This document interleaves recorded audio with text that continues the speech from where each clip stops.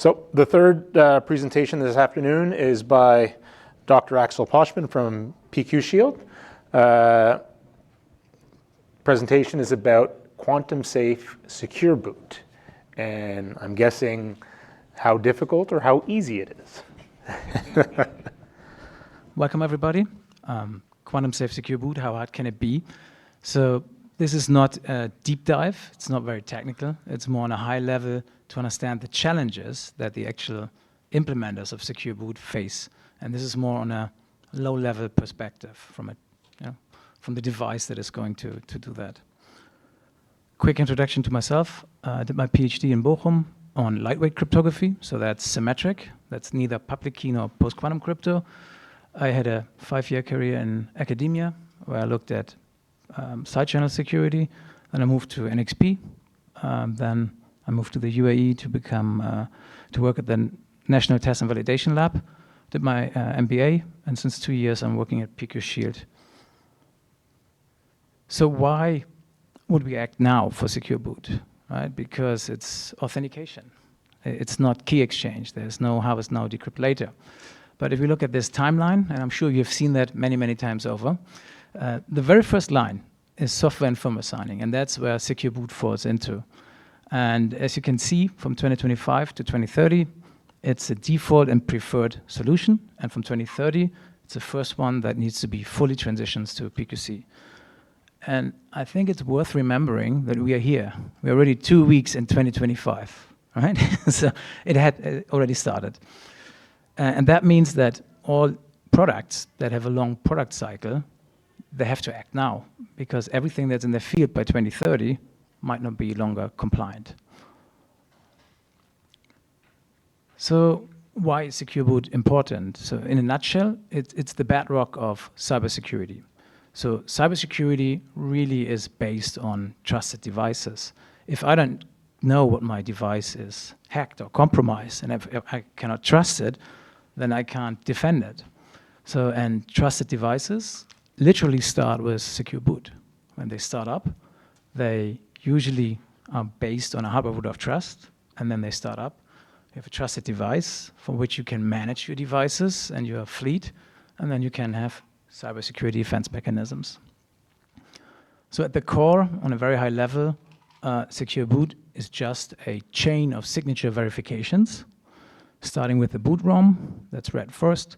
Then we do authenticate the firmware image, from there the operating system, and then the app. Again, very high level, and there's a lot of details, and it's much more complicated than this simple flowchart. And in the signature verification, we have public key cryptography, and we can simply replace it with post-quantum crypto. That's a naive approach, obviously, and we know there's a lot of different algorithms, and which one is best, right? Which one should we use? So that's the first question. And I'd like to point out the first headache. So this talk is all about pain points and headaches. And if you look at this, then you start in boot ROM, right? Hardware root of trust needs to start with immutable hardware. And that's definitely a clash to crypto agility, right? So that's the first pain point. Now, if we look at post-quantum crypto, where do we transition to? Do we transition to fully post-quantum crypto, or do we do hybrid or post-quantum traditional hybrid, PQT hybrid? And there's different approaches. So the US, and in particular the NSA, they recommend to transition to full PQC, and PQT hybrid is not recommended. And there are good reasons for that. There's complexity, and we'll look at that a bit later. Australia also recommends transition to full PQC, and they do not recommend PQT hybrid. The UK, again, mentions transition to full PQC, and they're a bit more nuanced, and they say PQT hybrid should be carefully evaluated so you know what you're signing up for, in a nutshell. And these are just some examples, there's others. Now if you look at the other side, France and ANSI, they're recommending to do a PQT hybrid transition first for the next 5 years, and then in 2030 you should transition to full PQC. If you look at Germany, the BSI recommends to go to PQT hybrid, and you can stay there, right? But if you want, you can transition later to full PQC. So that means that for the foreseeable future, at least 2030 or 2035, you need to support both PKC and PQC if you want to do the entire world, right? That's another big pain point. So here's another schematic overview of what I just said on the different requirements. And if we now look at, that was a phasing in of PQC, the transition to. There's another aspect, right? There's a transition and the phasing out of the PKC. And there have been some updates recently with NIST saying by 2030, RSA and ECDSA should be deprecated. And by 2035, you shouldn't use it at all. And then shortly after that, Australia said, we bring that into 2030. Right? Just don't use RSA and ECDSA after 2030 anymore. So if we now want to have a product compliant in France and Australia, there's an extremely short window. So there's a lot of problems here, right? So there's another big pain point. There's conflicting regulatory requirements regarding the use of the traditional cryptography. And then if you think about it a bit further, there's even way more other jurisdictions with their own algorithms. South Korea is hosting their own PQC competition. China has their own set of PQC algorithms. Russia has their own sets. And I just heard the other day that India is thinking to launch another PQC competition as well. So it's getting more complicated.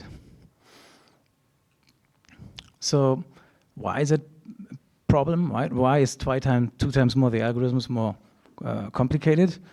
It doubles the numbers of algorithms, and that's a problem because it increases their cost, because you need more memory and software or more area and hardware. You have more computational overhead. There's a latency issue. If you need to verify first the traditional signature and then the post-quantum signature, you have twice the latency. You have an energy consumption increase. For bandwidth, you have an overhead, latency, throughput impacted. And in general, for all of the increased complexity, you have a more difficult maintenance, you have more difficult analysis of the security, and it's really, really difficult to do all this in a secure implementation way. Right? So, and that's pretty much the hint of the second part of how hard can it be, right? Because how secure can you implement it? That's another aspect. And we have tried to make a very high-level overview of the suitability of the different algorithms to protect against different attacks. In this case, side channel attacks, so timing and power, EM. And you can see that the MLDSA is okay. So you can see a scale here from 1 to 5. 1 is the worst and 5 is the best. And MLDSA is okay. There is some challenges, naturally, because of the rejection sampling. So you cannot make it timing constant. It's impossible. But you can make it secure against timing attacks. So you can make sure that the timing variance is not dependent on secrets or intermediate variables. So that means you need to much closer look into that. You need to have more analysis. But still it's okay. If you look at Falcon, it's a nightmare. You can't protect because it's a floating point arithmetic. So it's a nightmare to protect. So it gets the worst number here. And then the hash-based signature schemes, both the stateful and the stateless, Sphinx Plus, LMS, and XMSS, they can be easily protected because the core building block are hash functions. They're all protected. We know how to do that. So if we now look, these are passive attacks, right? You just eavesdrop. We now go for active attacks, like fault injection attacks, which are a big concern for secure boot. If you want, the bigger concern is in the code flow integrity. If this signature is valid, then boot, right? If you glitch that, you're done. You don't need to do any crypto attacks. But it might be also possible to go into the crypto algorithms and glitch them and attack them. And you can see here the picture flipped. So here, the hash-based signature schemes are terrible to protect. And that's mostly because of the tree structure and the more overhead on top of the actual building blocks. Falcon is still not good to protect, but it's better than for side channel attacks. And MLDSA still is okay. So it's pretty much the best choice here.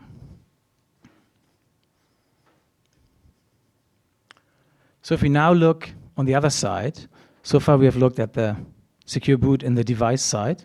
So we looked here on the software binary during secure boot. But the signature has to be generated, right?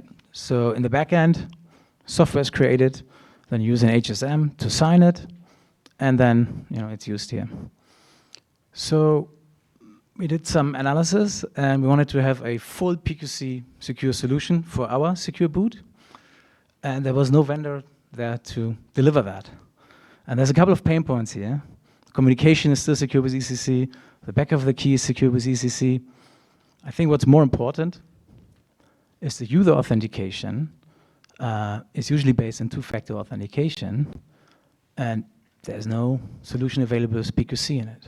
And if you think about it, the two-factor authentication devices, they're usually based on secure microcontrollers, or for the even better ones, on secure elements, which have to be certified by FIPS and common criteria. And it will be probably a few more years, at least a couple of months, but I guess it will be more than a year before we have the first secure element that's FIPS 140-3, CMVP level 3 or 4 certified, that's in a two-factor authentication device. And if you think about, the secure element also has a secure boot that needs to be secured again. So another pain point is that LMS keys you cannot back up, not easily. There's a couple of different approaches proposed, but nothing has been decided. NIST mentioned this morning, they're looking at it, they heard it, but it's a big pain at this point in time. And there's no CVB testing for XMSS. So, all right, so if we look again, which of the algorithms should we use for secure boot? Then if you look at crypto agility, the ROM code cannot be changed once manufactured. That favors more mature algorithms. If you want to reduce the residual risk of a future tweak or a future update of the algorithm, then you should go for LMS or XMSS because they're out in the wild for many more years than the other proposed alternatives. I mean, it's good to remind everyone that RSA has been tweaked. I think 1 or 2 years after it was published, it had to be tweaked, but it hasn't been changed ever since. And I can't predict the future, but I believe it's very, very unlikely that we have to tweak the algorithms after so many rounds of reviews and iterations. But if you want to mitigate that, you go for LMS or XMSS. Then, if you want to do SLH DSA or Falcon from the new NIST standards, they're not included in CNSA 2.0. It's just MLDSA. And XMSS is not FIPS certifiable, as I mentioned. If you want to do PQT hybrid, if you need to do that because of your, if you want to sell in Europe, then you have to do PQT hybrid if you want to use Falcon or MLDSA. If you use Sphinx Plus, you don't need to do hybrid. LMS and XMSS also not need. But again, SLH DSA is not part of CNSA 2.0, so you have to make choices here. And finally, as we saw on the previous slide, the firmware signature generation requires an HSM, and there's no really practical solution for LMS or XMSS available. So there's no silver bullet. I'm sorry. So here's another overview of what I said so far. It's a mixed bag. You have to choose your evil.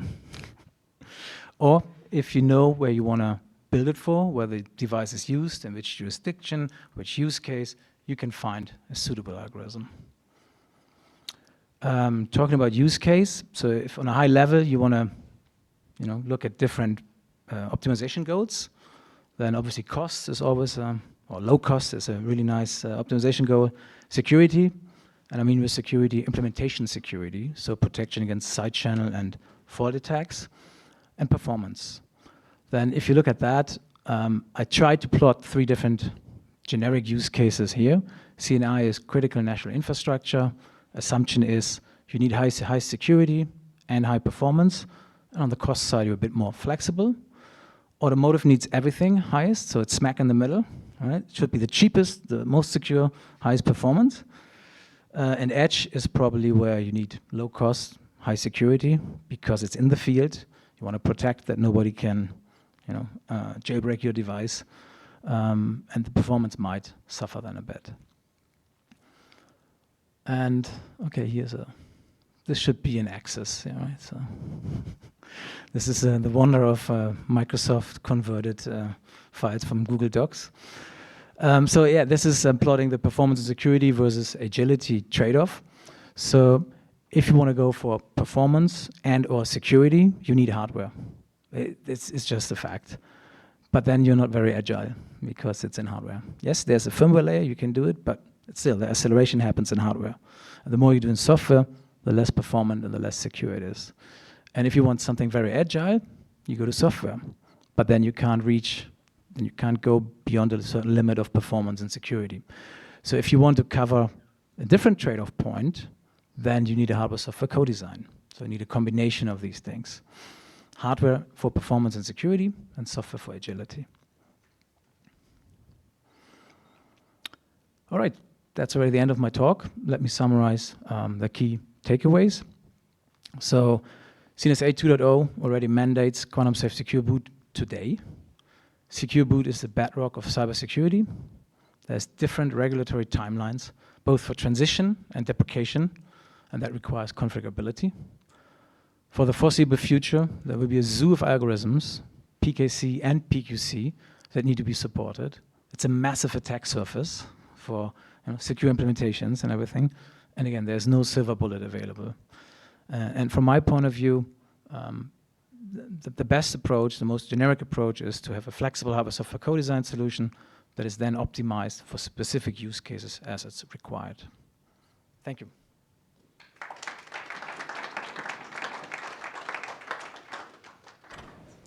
I was so hoping you had another slide that said, just kidding, there is a silver bullet.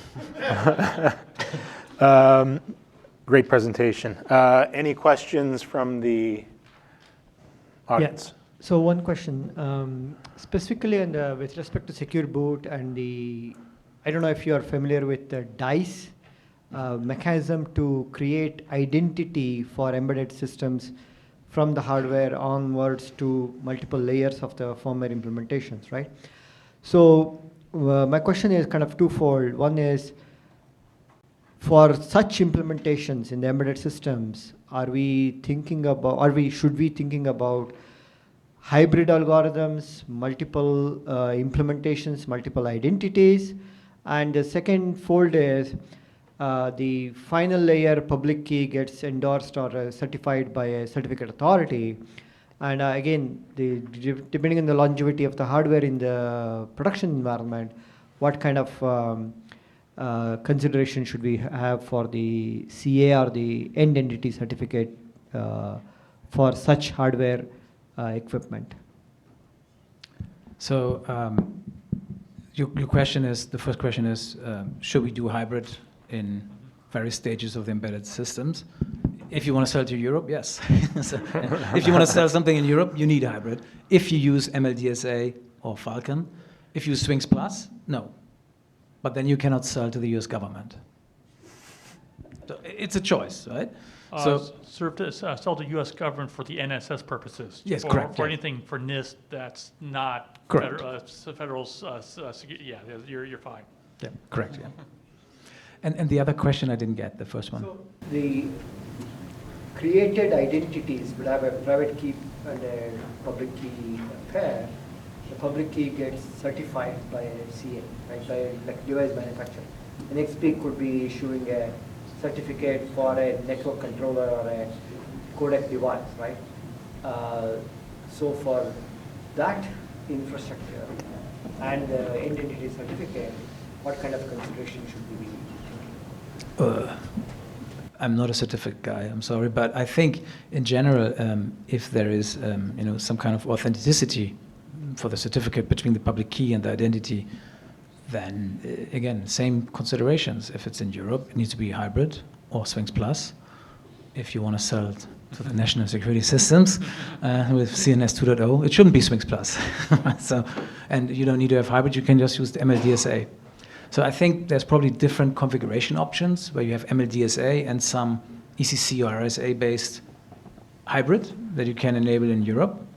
And then in the US, you just keep the ECC part or RSA part of that. Okay, a couple things. One minor note is you had on one of the earlier slides, CNSA 1.0 for Ike v2 indefinitely. I do not believe that is the case. And I was just talking. I checked. We can follow up because the links are in my speaking notes. It's for Ike, right? And it was Ike a V2, recent yes. announcement. I think it was mentioned the other day in a clarification from NSA here. Yeah. Oh, a 1.04. Okay, never mind. One other, we're talking about secure boot. I don't believe for secure boot side channel attacks is as relevant because you're signing based on some HSM in some secure lab. 100%. No, I mean, for secure boot itself, you only need verification. No need for side channel protection Yes. because it's public key based. Nobody needs it. But when you do, it's based on a hardware root of trust, right? And if you want to, fair point. Yeah, if you're signing on the device, then it becomes far more important. Yes, but correct. This talk is about secure boot. 100%. Yeah. Let's see. I think you might have addressed the other things that I had. Thank you. Thanks. Any questions on the, there are, lovely. And I feel again as well as being on my PhD defense. Good questions. Yeah, so one follow-up is on the question that he asked. So just for the secure boot part, yes, you are not signing anything. You're just verifying the next layer of the firmware, so on and so forth. But then if you are asked to do a proof of position of a private key, right, then you are signing on the device. Like a verifier could be challenging the device, and you are indeed signing the message or the transcript based on that, like a SPDM protocol, right? So in that case, are you susceptible to side channel attacks? Whenever you use a private key, you need side channel protection. So, yeah. Yeah, secure boot is private key and not a device. Good question. I think there's one or two questions from the... We have a question from the remote attendees. Why do you think the authentication in the secure boot chain is of concern now, given that the quantum computers don't exist and therefore authentication use cases are not that urgent, and therefore that piece can be fixed later, breaking with the catch-22? Yeah, I mean, great question. I think that was the first pain point I mentioned here. If you design a chip now that goes in a product and is in the field once Q day has happened, or once you have to transition for regulatory requirements, you can't change the boot ROM. And it starts from the boot ROM. So that's why I'm saying here that all markets with long product life cycles need to act now, right? You can't change the boot ROM. Okay. We got another one. From Gideon Sammet. Do you have a standard? Oh no, that's a different one, sorry. Are there industry efforts to try to standardize on secure boot, even though there will likely be several use cases? It seems like there are so many variables where this can go wrong if not done that way. Yes. So, yeah, it should be standardized. I think there's different efforts ongoing, but I don't have visibility how far they have been so far. There were the remote questions. That's it for the remote questions? Perfect. I just remembered one. Hello. I remembered one question. You'd mentioned about configuration to control how the bootloader works. Basically, that doesn't work for us because when we're booting, we do not have configuration yet. Configuration comes later in the process. Yeah, but it could be in a later stage. Yeah, but we're talking about the boot ROM. Yeah, but for me, it's a good point, good distinction. First stage bootloader, right? Yeah. Here, you know. Yeah, but later, later you can change, right? Mm-hmm. But it's still the problem is still there. What was the question? The problem about single sign versus multiple sign is still there. I mean, it's in the boot ROM, you still have that issue. Yes. Okay. maybe we can take that question offline and discuss. I actually have one question. So coming back to this silver bullet issue, there's issues with all of the algorithms that are currently, FIPS approved. And there's another round of signatures that is going to be published by NIST. Have you looked at any of them to see if potentially some of them would be more suitable for firmware signing? We haven't looked at them in detail. We participated as a company. We submitted a few proposals for the on-ramp schemes. This is where we're looking at the moment. But we haven't had a look on which of these algorithms are suitable for firmware in particular. It's just already now we have so many algorithms to look at and implement and optimize and secure that we wait until that field of potential future candidate algorithms shrinks down a bit. Perfect. Thank you so much.